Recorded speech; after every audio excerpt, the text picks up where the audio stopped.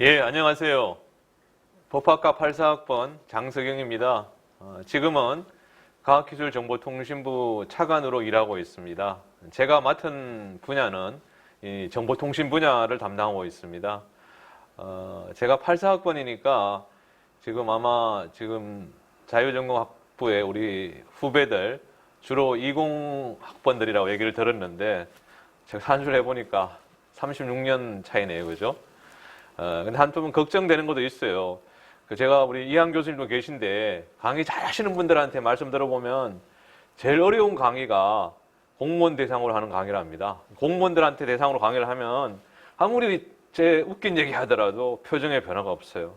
그래서 너무 힘들다고 이제 그런 얘기를 들었는데, 청중이 공무원 아니고 강사가 공무원이면은 또 이 듣는 청중들이 별로 재미없어 한다는 얘기를 많이 듣고 있습니다. 그래서 걱정인데 하여튼 좀 편하게 후배들이니까 같이 좀 얘기를 하도록 하겠습니다.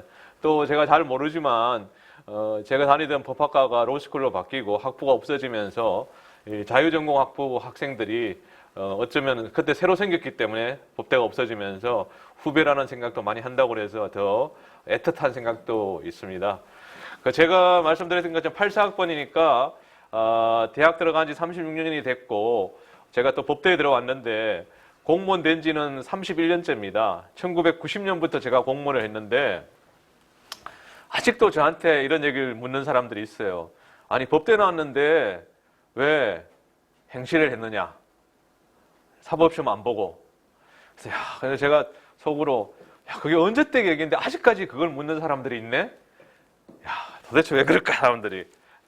그런 생각을 해봤어요. 해봤는데 저는 이제 솔직히 특별히 공직에 대해서 뭘 큰 뜻이 있어 한 거 사실 그런 거는 별로 없었어요.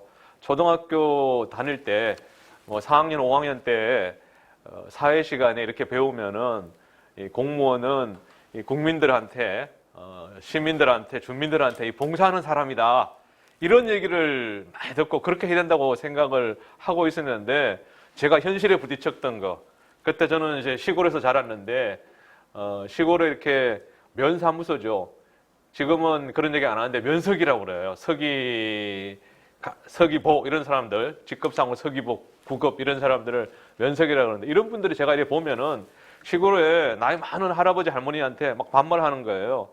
할머니 이렇게 저렇게 이렇게 해서 저거 내가 책에서 배운 거 선생님한테 배운 거 다르네. 공무원이 저렇게 막 대해도 되나 이런 생각했어요. 그래서 나는 좀 공무원이 되면은 좀 다르게 해봐야지 이런 생각을 처음에 하면서 공무원이 좀 되겠다 이런 생각을 했어요. 했는데 근데 지금 와서 보니까 그때 면석이 분들이 면회 계신 분들이 할머니 할아버지한테 그렇게 얘기했던 거 이렇게 저렇게 할매 할배 이렇게 했던 게 어쩌면은 지금 생각으로 조금 인생을 살면서 세상을 조금 알고 난 뒤에는 저게 오히려 저분들한테 할머니 할아버지들한테 어르신들한테는 더 친근하고 또 더 인간적으로 다가가는 거였구나 이런 생각이 지금 와서는 들더라고요. 그래서 그때는 하여튼 그런 생각을 했어요. 그런 생각을 했었고 지금 또 이렇게 생각해 보면은 공무원하고 사법시험을 봐서 사법시험 본다고 된다는 보장도 없긴 했겠지만 비교해 보면은 조금 다른 면이 있는 것 같아요. 기본적으로 이 공무원이란 거는 어떤 일을 만드는 거잖아요. 우리가 생각하는 아이디어나 정책 이런 것들을 정부 정책을 통해서 국민들에게 영향을 미치는 그게 좋은 영향일 수도 있고 나쁜 영향일 수도 있고 그렇지만은 법률 사법시험을 통해서 법률가가 되신 분들은 일단 일이 일어난 다음에 그 뒤처리하는 이런 느낌이 강해요. 제가 알고 있는 검사장 분이 한 분 계신데 이분들이 이제 부처에 옛날 제가 과기정통부 방송통신에 이렇게 근무를 했었는데 방송통신에 근무할 때 파견을 나와요. 검사님들이 파견 나오는데 이분이 저랑 나이도 똑같고 이래서 말을 편하게 해봤더니 이러시는 거예요. 자기가 20년 넘게 검사 생활을 하고 있는데 지금까지는 20년 동안 아침 출근해서 저녁 퇴근할 때까지 정말 말이 안 되는 사람하고 얘기를 했다는 거예요. 뭐 사기친 놈들, 이게 폭력배들 이런 놈들 이런 사람들하고 얘기하다 보니까 너무 이상하다 생각했는데 부처에 파견 와서 얘기를 해보니까 아침부터 저녁까지 너무 말이 되는 사람들, 뭐 나름 양식도 있고 나름 이렇게 분위기 파악도 하고 상대방 존중할 줄 알고 이런 사람들하고 일하고 얘기하니까 너무 좋다는 거예요. 사실 이제 그런 면이 있는 것 같아요. 변호사를 하게 되면은 뭐 판사 검사도 그렇고 일단 문제가 생겼을 때 그 문제를 해결해야 되는 그 문제에 대한 답을 내야 되는 거다 보니까 아무래도 좀 이렇게 만나시는 분들이 그럴 수밖에 없는 것 같아요. 이게 비상적인 건지 모르겠는데 사실 그걸 넘어서는 큰 역할이 있는 거긴 하죠. 우리 법조인들한테 있는데 그냥 피상적으로 봤을 때 상대적으로 공무원은 특히 이제 중앙부처 공무원들의 경우에는 사실 만나면서 같이 일하는 사람들이 다 전문가들이에요.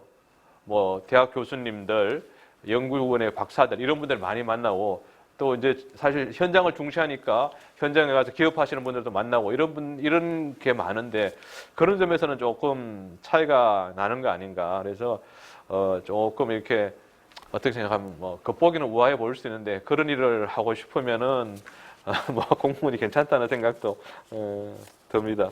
그래서 여러분 저는 이제 제가 처음에 왜 공무원이 되고 싶은가 이거는 제 얘기인데 여러분 중에서도 혹시 공직에 관심이 계신 분들은 내가 왜 공직에 몸을 담고 싶은지 한번 이렇게 생각해 보실 필요는 있는 것 같아요. 저는 그래서 그렇게 말씀드렸던 것처럼 옛날 면석이님들이 하시던 그런 것, 그 다음에 이제 사실 철이 들어서는 이 교수님도 계신데 제가 대학교 1학년 때 지도 교수님하고 면담하는 시간이 있었어요.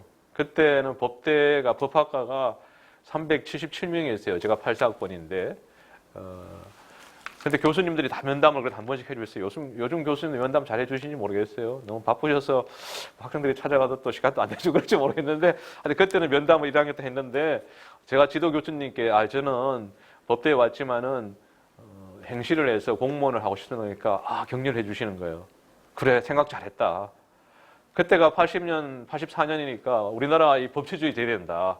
그러면 그래도 법을 좀 아는 사람, 법을 이해하는 사람이 공무원이 돼야 된다. 그러시면서 공무원 처음엔 좀 배고플 거야. 그렇지만 좀 지나면 나아질 거야. 그러시더라고요. 그러면서 격려를 해주셨는데 사실 그런 면이 있어요.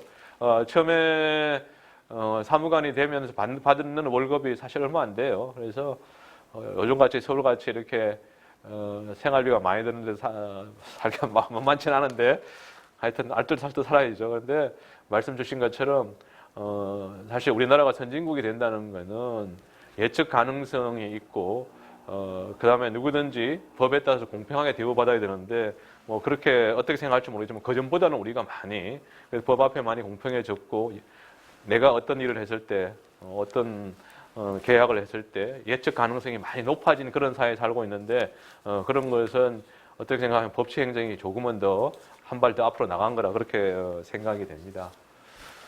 그 다음에 뭐 여러분은 대부분 다 아실 것 같은데 공무원이 되면은 뭔 일을 하느냐 뭐 비슷하다고 할 수 있는데 여러 가지 일을 하죠. 공무원이 저는 이제 요즘도 기업하시는 분들 민간에 계시는 분들 만나면 하는 얘기가 공무원 너무 열심히 하면 안 된다. 공무원이 좀 슬슬해야 된다. 왜? 공무원이 앉아가지고 하는 게 뭔 규정을 만들고 법을 만들고 이러면은 이게 다 민간에 시장에 규제하는 게 될 수 있어요. 그래서 공무원은 좀 슬슬 해도 된다. 진짜 우리나라 모든 부분이 그렇지만은 참 일을 너무 하잖아요. 조금은 농담이긴 하지만 좀 일을 덜 해야 된다. 공무원도 그래야 된다는데 뭐 언론이나 이런 데 보면 공무원이 6시 땡 한다. 땡 하면 퇴근한다 그러는데 뭐 그런 직장도 일부 그런 공직도 일부 있을 수 있지만 대부분의 공직은 그렇지 않습니다. 특히 중앙부처 같은 경우에 6시 땡은 땡 퇴근은 정말 언감생심입니다. 이제 예전하고 조금 달라지긴 했지만 사무관 이제 중앙부처에서는 이제 사무관이 제일 일하는 데 핵심입니다. 직접 페이퍼를 많이 만들고 문제를 접하고 문제에 대한 답을 분야별로 이제 하는 사람들이 사무관 5급이죠. 5급 사무관인데 이 양반들 같은 경우에는 뭐 예전보다 조금 덜한 것 같긴 한데 그래도 밤 9시, 10시까지 근무하는 게 보통입니다. 요즘 저 제일 싫어하는 게 우리 젊은 친구들, 우리 G세대 뭐 이런 분들 제일 싫어하는 게 라떼라고 그러던데, 저도 하여튼 그런 얘기를 안 할 수는 없는데, 제가 사무관 때는 그랬어요.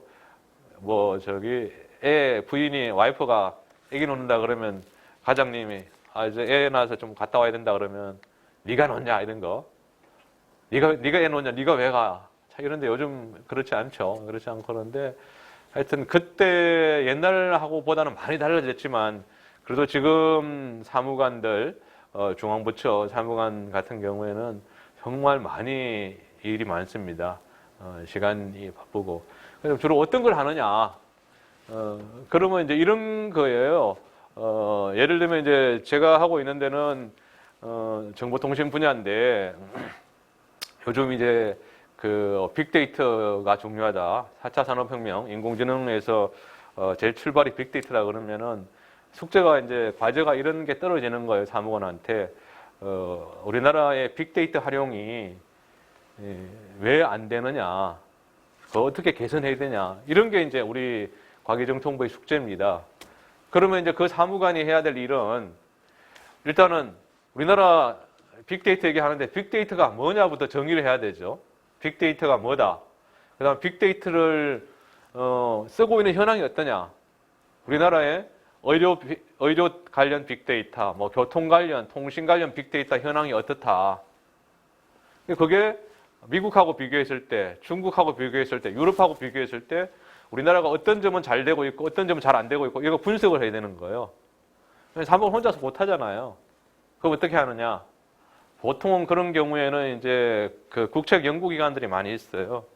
정보통신 쪽엔 정보통신정책연구원이라고 있는데, 그런 쪽에 이제 의견을 듣기도 하고, 또 우리 정보통신 관련해서 정부를 지원해주는 역할을 하는 데가 많이 있어요. 한국정보화진흥원, 그다음에 정보통신산업진흥원, 이런 데하고 같이 지금 빅데이터 현황이 어떻고, 외국하고 비교했을 때 우리가 잘하고 있는 거, 못하고 있는 거 어떤 게 있고, 그런 걸 분석을 하고, 분석을 해보니까 예를 들면 우리나라의 빅데이터 활용을 저해하는 법률이 있다, 규정이 있다 그러면 이걸 고치자 이러는 거예요. 그럼 빅데이터가 결국은 개인정보가 제일 많으니까, 그럼 개인정보 관련 규제를 어떻게 고쳐야 될지에 대해서 안을 만드는 거예요. 안을 만들면은 그걸 이제 부처 간에, 과기정통부가 그 법안을 만들면은 빅데이터 활용을 확대하기 위한 개인정보보호법 개정안을 만들었다 그러면, 사실은 개인정보보호위원회가 있긴 한데, 예를 들어서 개인정보보호법이나 빅데이터, 지금 저희들 하고 있는 게 데이터 기본법이라는 걸 만들고 있는데, 그럼 이 데이터 기본법에 대해서 다른 부처의 의견을 부처 안에서 들어야 됩니다.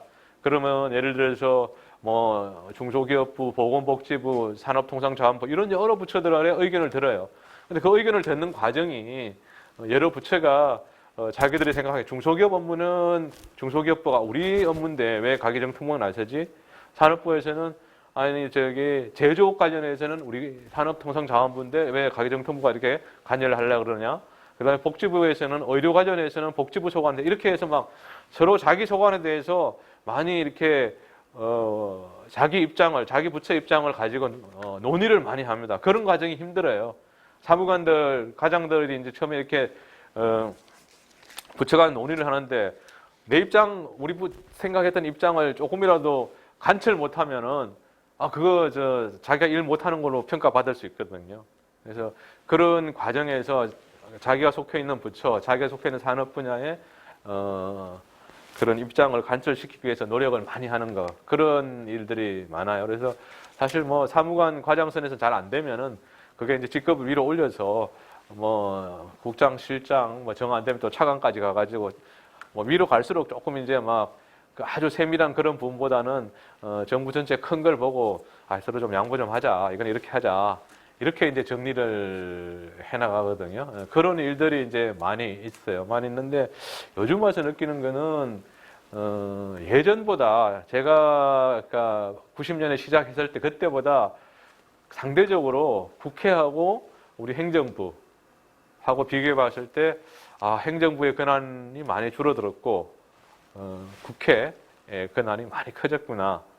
우리가 상금 분립 얘기하잖아요. 입법, 행정, 사법 얘기하는데 입법부의 권한이 참 많이 커지고 역할을 많이 하는 것 같아요. 우리가 정치 얘기하면 맨날 짜증 많이 내고 여기 답이 없나 이렇게 얘기하는데 그래도 제가 생각으로는 입법부의 역할이 그전보다 참 많아졌어요. 제가 사무관 할 때만 하더라도 거의 모든 법안들이 국회에서 통과되는 법률의 많은 부분들이 정부에서 제안한 법이었어요. 여러분 뭐 헌법을 공부하면 아시지만 우리나라의 이 법률안 제출권은 국회의원들하고 입법부랑 행정부가 있잖아요. 행정부는 이제 대통령이 제출하는 거고 행정부를 대표해서 국회에서는 예전에는 의원 20분이 이렇게 동의를 해야 했던 건데 지금은 10분만 해도 이제 제출할 수 있어요. 그래서 의원님들 같은 경우에는 이제 법안 제출하는 걸 본인의 어떤 입법 활동의 실적으로 생각하니까 많이 내요. 그래서 어떤 분들은 사실 법안 내용보다는 숫자 가지고 카운팅하니까 예를 들면은 그냥 아주 간단한 글자 한두 개 고치는 거 이런 것도 내는 거예요. 그러면 어쨌든 이제 법을 하나 전체 새로 만드는 거나 법 글자 문구 한두 개 고치는 거나 카운트할 때는 똑같이 한 건으로 치니까 뭐 그런 사례도 있긴 한데 어쨌든 지금 갈수록 보니까 국회의 권한이 국회에서 의원님들 열심히 해요. 이번이 이제 21대 국회인데 제가 차관이 돼가지고 의원님들 만나 뵙고 그러면 아침마다 7시 반만 되면 그렇게 아침부터 조창 공부하는 게 많아요. 이제 저희들 공무원 부르면 가서 같이 얘기하고 그러는데 야, 이렇게 저렇게 많이 하나 싶을 정도로 많이 열심히 하시더라고요. 그래서 뭐 국회도 요즘 여러 가지 국민들의 비판이 있긴 한데 그래도 공부하는 쪽으로 많이 하고 있어서 나아지지 않을까 그런 생각도 좀 하고 있습니다. 그 다음에 공무원은 아까 전에 제가 잠시 말씀드렸는데 직급이 있잖아요. 이제 9급부터 해서 1급까지 있습니다. 이게 직업 공무원이죠. 사실 이제 9급으로 시작하면은 아마 다 그런 건 아니지만 공무원에서 제가 중요하게 생각하는 직급이 이제 사무관 직급이에요. 사무관 직급이고 국장 직급 이제 두 가지가 있는데 9급부터 또는 7급에서 시작한 분들은 1차적으로 사무관 되는 게 꿈입니다. 네, 사무관이 되면은 뭐 옛날에는 그렇다 하더라고요. 이것도 뭐 여러분 지금 젊은 세대들 제사 같은 거 잘 지내는지 모르겠는데 제사 지낼 때 지방 쓰잖아요. 지방 쓰는데 대부분 다 현고 학생 부군이잖아요. 근데 옛날 이제 유교에서 사무관이 되면은 이 관직이라고 그래서 현고 사무관, 현고 학생 부군 것처럼 현고 사무관 신이 이렇게 쓴다는 거예요. 막 그런 얘기도 하고 있는데 어쨌든 사무관이 되면은 자기 어떤 그 한 분야, 한 주제를 자기가 아주 깊게 볼 수도 있고 그걸 가지고 자기 이름으로 뭔가를 할 수 있는 책임을 지면서 할 수 있는 그런 걸 생각하기 때문에 사무관을 되게 중요하게 생각해요. 사실 또 중앙부처가 아니고 지방자치단체 같은 경우에 예를 들면 뭐 시청이나 구청 이런 데에는 사무관들이 과장이거든요, 보통. 그러니까 어느 한 파트를 자기가 이제 리드하고 그러니까 생각을 많이 하고 있고 이제 행정고시 뭐 치면은 사무관부터 시작을 하죠. 사무관부터 시작하는데 중앙부처에는 제가 말씀드렸던 것처럼 사무관이 기본입니다. 그러니까 이렇게 사무관이 5급인데 5급하고 같이 이제 6급을 주무관이라고 그러고 그다음 다 밑에 7급, 8급 뭐 밑이라는 표현이 이상하지만 다 이제 주무관인데 주무관들은 요즘은 조금 달라지긴 했지만 기본적으로 사무관을 보조하는 역할이에요. 사무관이 뭐 이렇게 하다가 자료를 좀 찾아달라든지 이런 거 하면은 그런 걸 보조하는 역할을 많이 했어요. 지금은 조금 달라지긴 했는데 기본적으로 그런 역할이거든요. 그래서 사무관들이 어떤 특정한 분야에 대해서 그 책임지고 하는 그런 구조로 되어 있어서 사무관이 제일 어쩌면은 기본적인 일을 한다고 생각하시면 돼요. 사무관이 있다가 한 10년 되면은 보통 조금 더 걸리기도 한데 10년, 11년 되고 그러면은 이제 서기관으로 승진을 합니다. 서기관 4급이죠. 보통은 이제 4급들이 옛날에는 바로 과장인데 지금 바로 과장이 되지는 않고 한 1년 있다가 과장이 됩니다. 과장이 되고 저는 과장 때 했던 게 기억에 남는 게 옛날 제가 정보통신부 소속이었기 때문에 우체국장을 했어요. 이제 과장의 첫 보직으로 우체국장을 했는데 제가 있던 우체국에 직원이 한 300명 돼요. 300명 되고 작은 우체국. 뭐 여러분들 초등학교 다닐 때 졸업식 하면 우체국장 와서 상 주잖아요. 그런 게 중에 보통 작은 그 관할 우체국 6급이나 이런 국장들이 가서 주는 건데 그런 우체국이 한 12개인가 됐어요. 상당히 이게 폼이 나요. 사람들은 우체국 그러면 별로 얘기 안 하는데 국장이 되니까 일단은 제가 정보통신부에 있을 때는 제가 아무리 정책을 써도 이게 실제로 밖에서 현장에 어떻게 집행되냐 알기가 어려웠거든요. 왜? 중앙부처에서 페이퍼 하는 게 주로였으니까. 근데 우체국장 딱 되니까 제가 뭐 한마디 하고 뭐 생각하는 게 바로바로 우체국에 어떻게 되는지 확 나타나요. 그래서 참 괜찮네. 기관장이 좋구나. 그래서 사실 중앙부처에서는 기관장을 하는 게 장관이 돼야 되잖아요. 차관도 못 하는데 차관도 부기관장이기 때문에 장관을 보좌하는 뭐 그런 역할인데 기본적으로 어쨌든 우체국장 딱 해보니까 이 기관장 할 맛이 나는구나. 하여튼 되게 보람을 왜 자기 생각이나 자기 말이 바로바로 현장에 어떻게 나타나는지 알 수 있어서 괜찮았어요. 그 다음에 이제 4급, 그 다음에 이제 상급 부의사관 되는데 옛날에는 상급이 바로 국장인데 지금은 과장들이 많이 합니다. 4급이 상급이나 4급이 과장이고 그 다음에 이제 중요한 게 또 행시 출신들, 기술고시 출신들, 외무고시 출신들은 사무관부터 시작하기 때문에 국장을 어떤 한 관문이라고 생각해요. 국장은 이제 지금 정부에서는 2급이라고 직급을 따지면 한 2급 정도 되죠. 2급인데 고위공무원단이라고 그래요. 이건 어느 한 부처에 속해 있는 게 아니고 기본적으로는 고위공무원단, 정부 전체의 고위공무원단이라는 어떤 그룹을 만든 거죠. 그래서 이 고위공무원단이 되면은 중요한 어떤 정책 결정을 한다. 중요한 의사결정을 한다. 이렇게 해서 한 그룹에 넣어놓습니다. 그럼 국장이 사실은 예를 들면 과기정통부 같은 경우에 통신정책국장이 있는데 통신정책국장은 우리나라 이 통신에 대해서 통신정책에 대해서 예를 들면 이동전화 요금 그다음에 지금 얘기되는 뭐 5G 도입 와이파이 어떻게 하고 이런 것들에 대해서 최종적으로 책임을 지고 이제 하는 겁니다. 그다음에 뭐 M&A 사업자들끼리 합병하고 이런 것도 하고 어떤 사업자가 새로 통신 서비스를 하겠다고 이동통신 서비스를 하겠다고 들어갔을 때 그걸 허가하고 이런 것들 책임지고 이제 하는 게 국장이에요. 그래서 어떤 한 분야에 대해서 전체적인 그런 그림을 그리고 나가는 게 국장이기 때문에 일단은 국장이 되는 게 어떤 행시로 사무관으로 시작했으면 그런 보람을 느낄 수 있는 그런 겁니다. 그 다음에 실장, 1급이 실장입니다. 9급부터 1급까지는 직업공무원제예요. 그런데 사실 1급은 신분보장이 안 됩니다. 그러니까 9급까지, 국장, 고위공무원단 국장까지는 신분보장이 돼가지고 사실 맘만 먹으면 정년까지 할 수 있어요.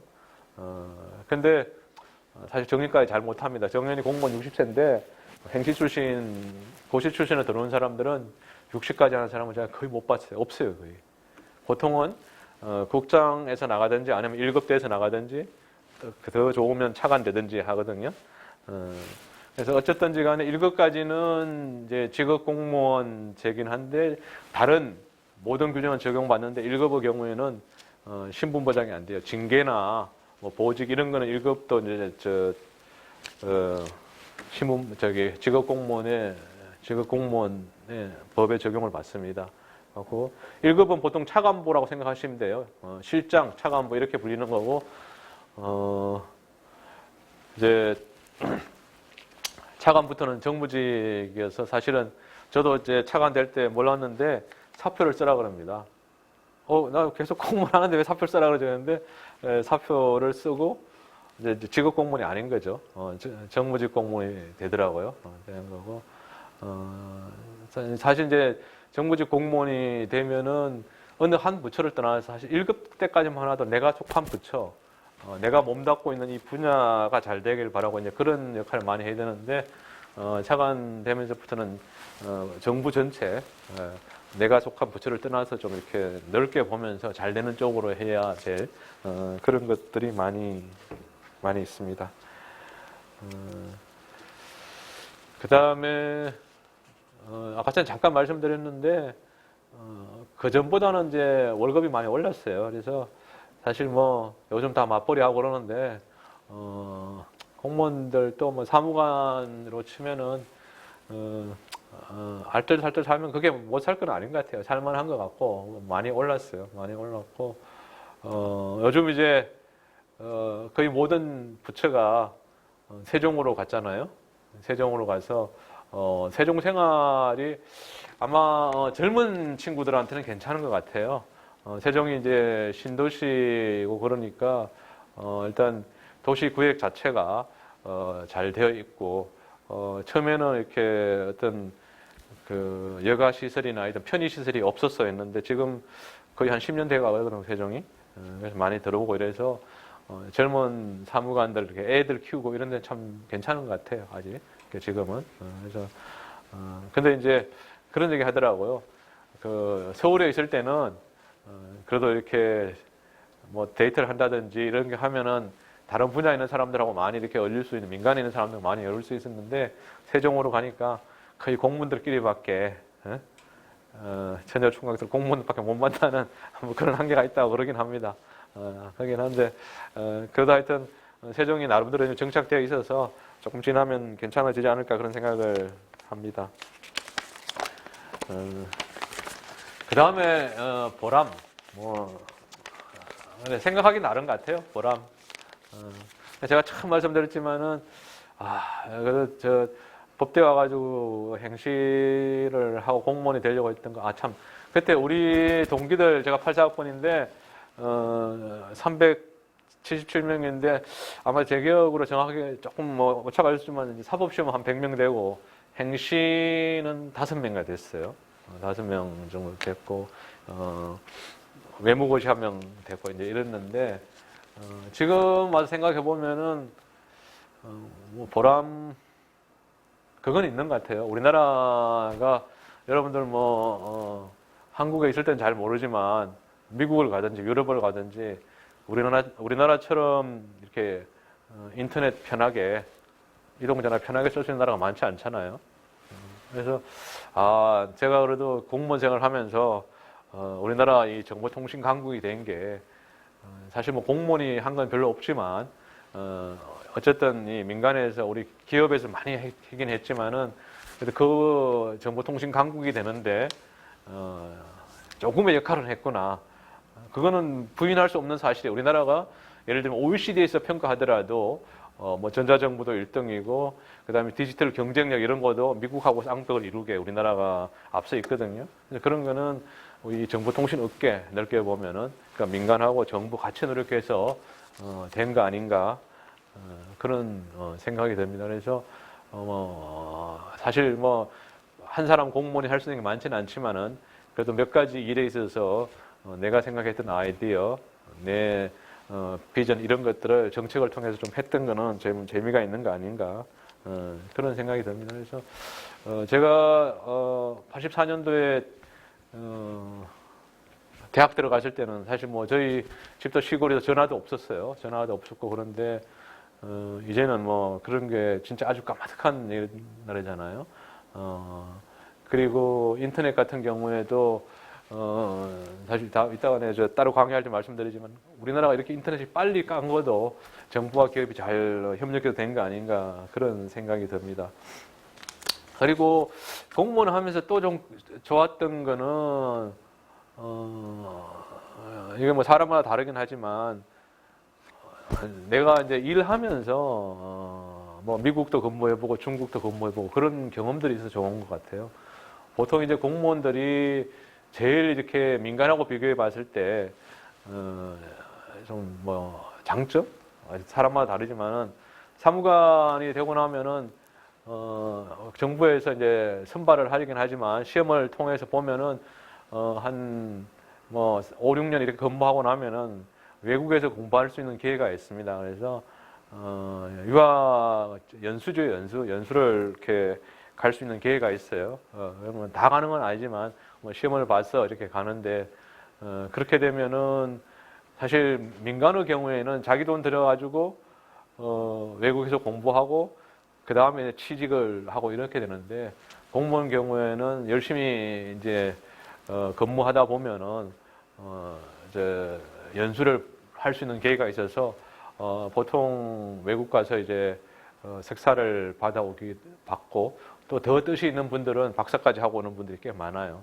그러면 그 경험을 살려서 더 이렇게 글로벌한 시각을 가지고 또 정책을 펼 수 있는 그런 장점이 있기 때문에 그래서 저는 미국에서 이제 연수 겸 했어요. 그래서 사실 뭐 간단하게 이제 로스쿨을 좋은 데 아니고 좀 로스쿨 다니면서 미국의 이제 법률 시스템이 어떤 거나 이런 거 잠깐 봤고 또 미국의 주정부의 이제 통신 규제하는 쪽에 가서 그 사람들하고 같이 통신 규제 정책의 내용이나 이런 걸 좀 디스커션도 하고 이런 걸 한 2년 했어요.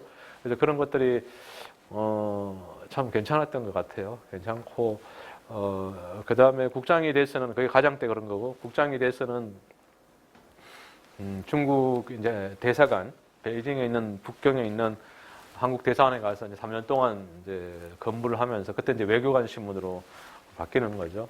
그러면서 한중 간의 그런 정보 통신 협력 이런 일을 했어요. 그래서 이런 건 사실 개인적으로는 하기가 쉽지 않은 일인데 그런 경험을 통해서 글로벌한 시각이랄까 하여튼 좀 더 이렇게 다른 나라도 접할 수 있고 그랬던 건 좋았던 것 같습니다. 뭐 가족들도 별로 싫어하진 않죠. 가족들도 괜찮아 하고.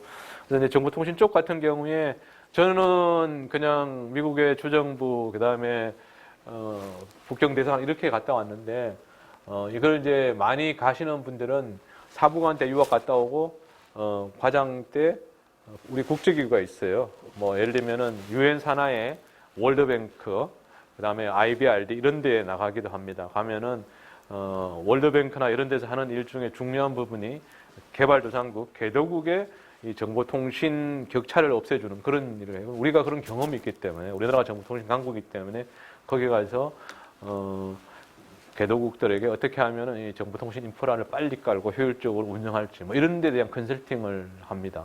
하고 또 OECD, 파리에 있는 OECD에 가가지고 거기도 OECD는 아시는 것처럼 이 선진국들의 모임이잖아요. 거기서 새롭게 일어나는 이슈들에 대해서 예를 지금 보면 빅데이터다, 그 다음에 인공지능이다 이런 데 대한 대응을 앞으로 어떻게 해야 될지 선진국들이 모여서 하는데 그런 데 가서 우리 생각이나 비전을 나타내기도 하고 그럽니다. 그래서 공무원이 생각보다는 글로벌하게 활동할 수 있는 기회가 많아요. 본인이 준비만 하면. 가만히 있는다고 되진 않죠. 그래서 기본적으로 영어가 기본인데 하여튼 그런 능력을 좀 키우면 좋을 것 같아요. 좋을 것 같고 제가 이제 구체적으로 몇 가지 이제 사례를 생각해 볼 수 있는 거는 보람이라고 제가 이제 작년에 실장을 할 때인데 5G 세계 최초 상용화를 이제 했어요. 그때 담당을 제가 했었는데 책임지고 했었는데 5G에 대해서는 여러 가지 비판들이 있죠. 아직 커버리지가 확보 안 돼가지고 품질이 낮다 이런 얘기도 있고 뭐 돈만 비싸 이런 얘기도 있고 있는데 아시는 것처럼 통신이라는 게 결국은 이 커버리지라는 게 기지국을 많이 깔아야 됩니다. 근데 기지국을 까는 게 물리적인 시간이 필요해요. 사람이 나가가지고 안테나를 바꾸고 설치를 하고 이런 걸 해야 되는데 보통 뭐 이렇게 건물 옥상 같은 데 있고 이러니까 한꺼번에 다 할 수가 없어요. 그걸 하는데 보통은 저희들 생각에 전국망이라고 그러는데 한 3년은 걸릴 거다. 한 2022년 정도까지는 지금부터 저희들 걸릴 거다 그렇게 생각을 하고 있어요. 그러려면은 더 나아질 거고 뭐 어떤 나라도 처음부터 막 다 준비가 완벽하게 됐어. 지금부터 5G 하다 이렇게 못 합니다. 처음에 이제 도심 지역 사람이 많은 지역부터 서비스를 시작하면서 차차차차 넓혀 나가고 그렇게 하는데 3, 4년이 걸리는 거고 우리나라는 지금 제일 빨리 하고 있는 편이에요. 다른 나라보다 미국이나 중국보다도 더 빨리 하고 있는 편입니다. 근데 작년에 원래 우리나라가 5G 상용화를 작년 19년 12월에 하려는 게 원래 목표였어요. 그런데 제가 작년에 있으면서 우리 장관님하고 해서 그거를 땡기자. 3월 달로 땡기자. 19년 3월로 땡기자고 이렇게 했어요. 그래서 준비를 하고 있었는데 3월 말이 다 됐는데 단말기가 안 나오는 거예요. 우리는 뭐 진짜 삼성전자, LG전자에서 그런데 단말기 핸드폰이 준비가 안 된. 핸드폰도 그냥 쉬운 것 같지만 거기 들어가는 칩이나 통신 모듈 이런 것들이 다 해야 되는데 테스트를 막 엄청 많이 해야 되잖아요. 근데 그게 준비가 아직 안 됐어요. 그래서 우리가 4월 15일 날 하자. 그러면 보름 미뤄서 이렇게 다시 바꿨어요. 근데 이제 미국에서 얘기를 들으니까 미국의 브라이전이라는 회사 이제 거기가 제일 규모가 크다고 할 수 있는데 브라이전이라는 데서 5G를 한국보다 빨리 하기 위해서 4월 4일 아니 4월 5일 날 땡긴다고 그러더라고요. 그래서 미국 사람들은 원래 이게 뭐 올림픽에 나가도 금메달 따는 거 신경 안 쓰잖아요. 그냥 근데 이런 것도 별로 신경 안 쓰거든. 뭐 세계 최초 우리는 진짜 엄청 그 따지는데 미국 사람 그런 거 안 따지는데 브라이전에서 세계 최초 한국보다 더 빨리 하겠다고 우리 한국이 4월 15일인가 이렇게 하니까 자기도 4월 5일 날 하겠다고 그런다는 거예요. 그래서 우리가 그래 우리 그래도 그러면 안 되지. 우리가 이렇게 엄청 준비도 많이 하고 그랬는데 또 우리 이거 세계 최초 한다고 여러 번 얘기했는데 못하면은 언론에서 엄청 또 깨질 건데 이렇게 안 되겠다 해서 그럼 우리 4월 4일 날 하자 제가 그랬어요. 4월 4일 날 한다고 그랬는데 4월 3일 오후 3시 반인가 됐는데 다시 왔어요. 연락이. 아니 브라이전 또 4월 4일 날 한다고 그러는데 그러더라고. 그럼 이게 이제 둘이 같이 하면 막 또 서로 싸울 것 같아서 우리 같이 얘기를 들어보니까 우리는 그러면 4월 3일 오늘 할까요? 그러더라고. 그때 오후 3시 반인데 고민스럽더라고요. 이제 밑에서 보고 하는데 그래서 그래 하자. 준비 다 됐잖아요. 준비 다 됐대요. 단말도 다 준비 다 됐고 그 다음에 기지국 개통할 수 있는 것도 다 됐다 그러더라고요. 그래서 이통사들하고 얘기해 보니까 가능하대요. 그래서 4월 3일 밤 11시에 우리가 했어요. 밤 11시에. 브라이전이 2시간 뒤인가 했어요.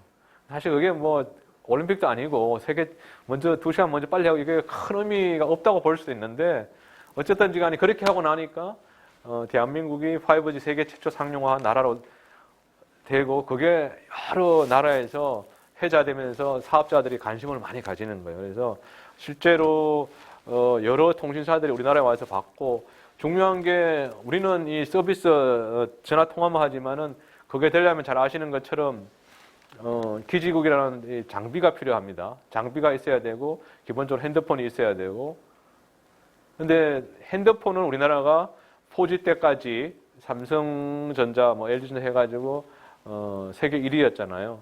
통신 장비 시장, 기지국을 중심으로 통신 장비 시장은 삼성전자 잘하지만은 전 세계 마켓 쉐어는 5% 미치였어요. 4% 이렇게밖에 안 됐어요. 하웨이부터 해가지고 중국에서 엄청 그 시장을 장악하고 있어서 5G 세계 최초 상용화하면서 삼성전자의 5G 시장, 장비 시장의 점유율이 한 18% 이렇게 올라왔어요. 엄청 그건 대단한 거예요. 그럼 삼성전자만 있냐? 얼마 전에 한 2달 전인가도 삼성이 미국의 브라이전에 장비를 8조 원을 수출한다는 계약을 맺었다고 보도가 됐는데 뭐 어쩌 생각하면 그게 이제 그런 우리가 세계 최초 상용화하고 사실은 그 우리가 레퍼런스라고 그러는데 그런 게 있었기 때문에 우리나라에서 우리나라의 서비스 장비를 삼성 장비를 설치하고 우리나라에서 5G 세계 최초로 했는데 아무 문제 없기 때문에 그렇게 팔 수 있는 거거든요. 레퍼런스가 있으니 그렇게 팔 수 있었던 건데 저는 이제 공무원으로서 그때 이제 그런 생각을 했었어요. 야, 이거 만약에 우리가 4월 3일 날 해가지고 하여튼 세계 최초 했다고 그러는데 미국이 브라이전이 4월 4일 날 안 하고 뒤에 하면은 뭐 이렇게 호들갑을 떨었냐 이렇게 욕먹을 수 있잖아요.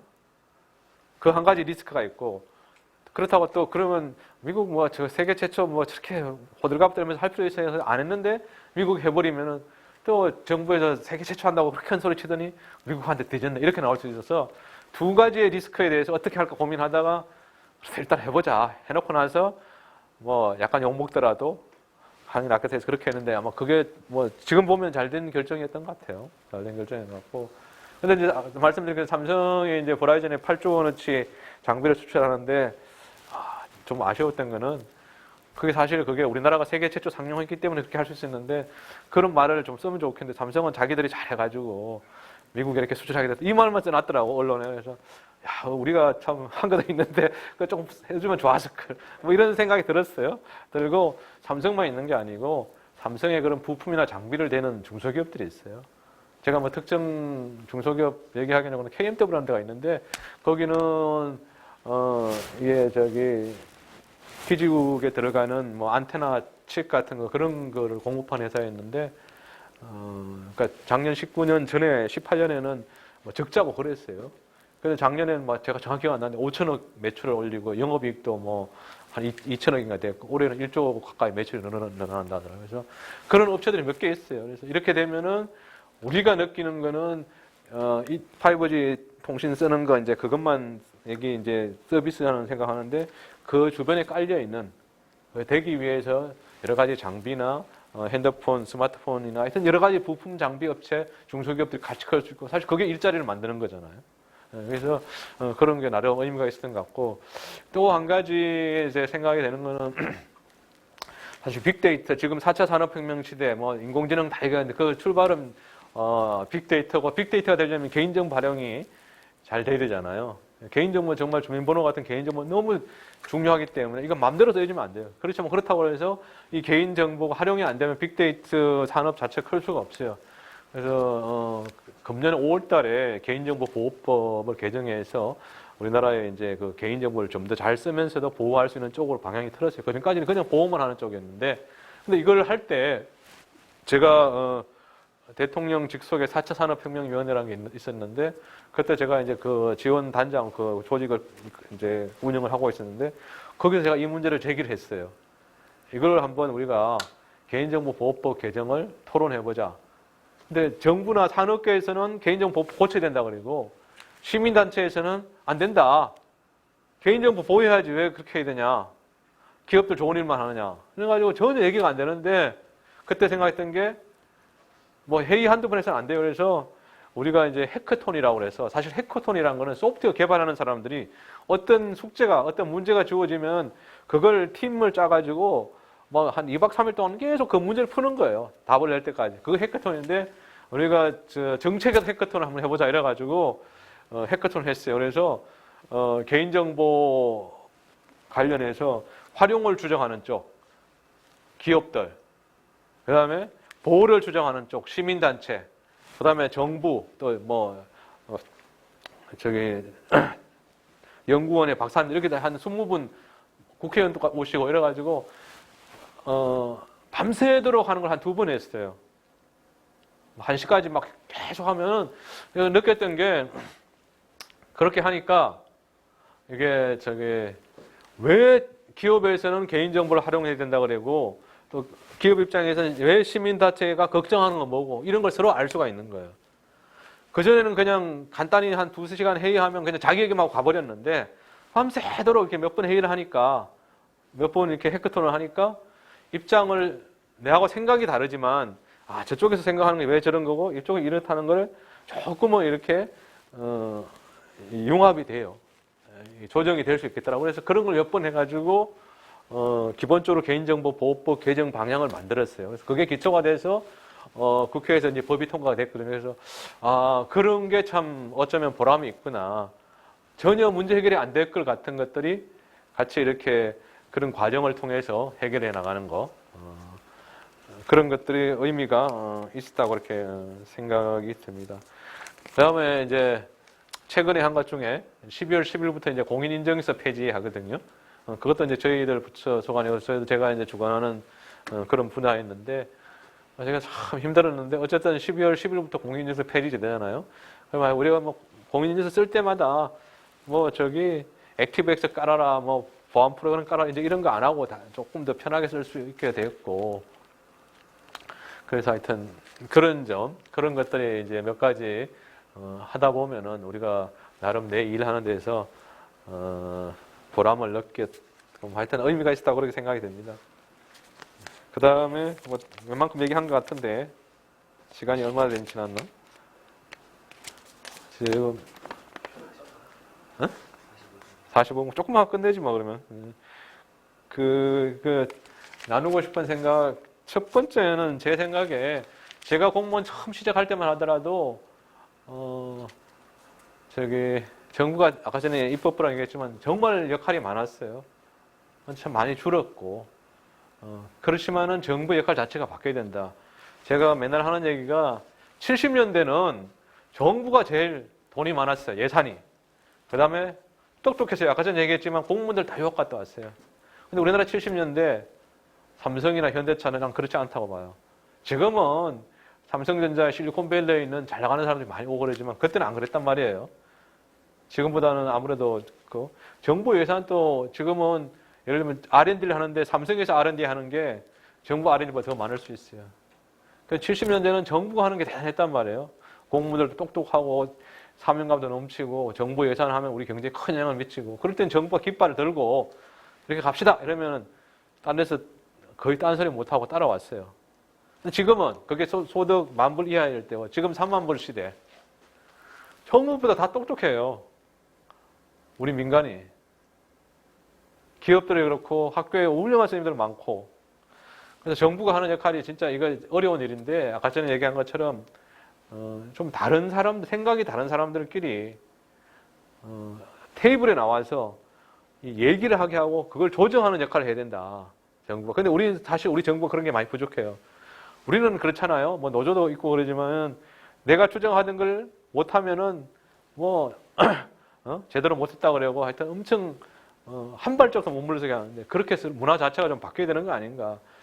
누가 winner takes all이라는 말도 있지만 누가 다 가져갈 수는 없어요. 이제 조금씩 양보해서 내가 주장하는 게 100이었으면은 내가 가져오는 게 60이어도 저쪽도 40이나 45 가져가야 되고 서로 조금씩은 양보해야 되는 거 아닌가. 그래서 정부의 역할이 그렇게 그런 갈등을 조정하고 중재하는 쪽으로 바뀌어야 된다는 생각을 많이 합니다. 많이 하고 그다음에 이제 개인적으로 드리고 싶은 말씀은 이제 두 가지인데 이제 여러분들 이제 학부 1학년, 2학년 이랬는데 저도 이런 말씀을 드릴 수 있는 자격이 있는지 모르겠지만 여러분들이 열정은 있잖아요. 그렇지만 너무 일희일비할 필요는 없는 것 같아요. 저도 생각해 보면은 아직도 마음은 여러분 같이 대학교 1학년, 2학년 때 같이 그대로인 것 같은데 세월이 쭉 흘러왔어요. 세월이 쭉 흘러가면은 이렇게 알 수 있는 것들이 많아요. 이것도 기성세대에 그런 건지 모르겠는데 그래서 일희일비하지 말자는 얘기는 제가 이제 이렇게 얘기를 하는데 이렇게 이제 이게 손이 작아서 출발할 때 이렇게 별로 차이가 안 날 수 있어요. 그렇지만 매일 이렇게 하면은 뒤에 가면 이렇게 차이가 날 수 있잖아요. 그래서 제가 이제 우리 사무관들한테는 사무관들의 그 생각인 좋은 자리, 좋은 보직 받고 빨리 승진하고 이런 건데 너무 그렇게 하지 마라. 이게 한 번은 그런 게 의미 있었다고 생각할지 모르지만 정말 내가 실력을 갖추고 내가 준비를 하고 있으면은 한 번은 뒤지더라도 두 번은 뒤지더라도 결국에는 앞선단 말하지만은 평가를 받을 수 있다 이렇게 생각하거든요. 그래서 여러분들도 그런 것 같아요. 학교로 얘기를 한다면은 이번 시험 잘 쳤다고 일희일비하고 할 것 없이 쭉 준비를 계속 해나가다 보면 결국은 이번에 못 쳤더라도 다음에 잘 받을 수 있다고 생각하거든요. 인생 삶 자체도 그런 것 같아요. 그래서 너무 한 가지 사건에 너무 최선을 다하는 건 최선을 다해야 되긴 하지만 어떤 결과가 나왔을 땐 그 결과를 이렇게 받아들이고 대신에 한 가지 방향을 정했으면 한 가지 진로대로 한 가지 방향대로 쭉 이렇게 차근차근 나가는 거 그게 참 중요할 것 같다는 그런 생각이 듭니다. 그리고 다른 한 가지는 제가 아까 전에 나오면서 얘기했는데 제가 다닐 때 대학생 때하고 비교해 보면은 여러 가지 이제 서로 장단점이 있죠. 그때는 공부 별로 안 해도 취직 잘 됐어요. 특히 서울에서 좋은 대학, 괜찮은 대학 나오면 다 취직이 됐는데 지금 정말 취직 어렵다 하더라고요. 근데 또 다르게 생각해 보면은 그때는 정말 우리는 아닌 사람도 있지만 제가 같은 경우에도 보면 거의 우물안 개구리였어요. 한국밖에 생각 못했어요. 근데 지금은 우리 무대가 진짜 전 세계가 다 됐어요. 대한민국 그러면 어디 가든지 알고 대단하다, 뭐 정보통신도 뛰어나고 BTS 포함해서 문화적인 거 다 뛰어나다 그럽니다. 무대 자체를 진짜 한국으로 시야를 좁히지 말고 글로벌하게 생각하십시오. 그러면 근데 뭐 생각만 글로벌하게 하면 안 돼요. 준비를 해야죠, 그것도. 근데 가장 기본은 어차피 영어를 비롯한 외국어겠죠. 제가 학교 다닐 때는 고대는 영어를 되게 못한다 그랬는데 요즘은 아니라고 들었는데 하여튼 영어를 중심으로 해서 기본은 이제 외국어를 얼마나 공부하는지가 글로벌 무대에서 통할 수 있는 그런 중요한 요소 같아요. 그래서 여러분도 하여튼 제가 말씀드린 것처럼 아직도 무궁무진한 길이 여러분 앞에 있고 지금부터 준비하기에 따라서 확연히 달라질 겁니다. 준비를 사실 하루 이틀 한 사람 하루 이틀은 차이 안 나지만 어떤 사람은 그냥 대충 지나고 어떤 사람은 5년 준비했다면 그 차이 엄청 날 겁니다. 그래서 무대 자체가 글로벌하게 펼쳐져 있고 그렇게 할 수 있습니다, 여러분들. 그리고 차근차근 준비해 나가면은 정말 우리 때보다 저도 이제 애가 대학교 4학년인데 둘째가 여러분들한테 열려 있는 세상은 더 무궁무진하고 가능성이 많을 것 같습니다. 하여튼 아빠 시대의 꼰대 같은 얘기였지만 하여튼 여러분들 하여튼 너무 이렇게 올해는 참 어려웠는데 코로나 때문에 내년에는 희망과 비전을 꿈을 얘기할 수 있는 그런 한 해가 되길 빌면서 여러분 인생도 항상 브라보하길 빌겠습니다. 감사합니다.